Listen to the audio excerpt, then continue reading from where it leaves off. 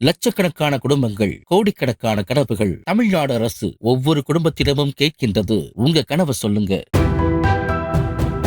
Chennai Ambattur tollgate அருகே பஞ்சரானதால் சாலையோரம் நிறுத்தி வைக்கப்பட்டிருந்த டாடா ஏஸ் வாகனத்தின் பின்னால் 2 வீலர் மோதியதில் அதனை ஓட்டிச் சென்று விஜய் பட குரூப் டான்சர் கார்த்திக் என்பவர் உயிரிழந்தார். பிரெஞ்ச் உள்ளிட்ட படங்களில் பணியாற்றிய சூளைமேட்டை சேர்ந்த அவர் தலைக்கவசம் அணியாமல் பைக்கில் சென்று விபத்தில் சிக்கியதாக கூறப்படுகிறது. இருட்டான பகுதியில் எவ்வித விளக்கையும் எரிய விடாமல் வாகனத்தை நிறுத்தி வைத்திருந்ததாக ஓட்டுநர் கைது செய்யப்பட்டார்.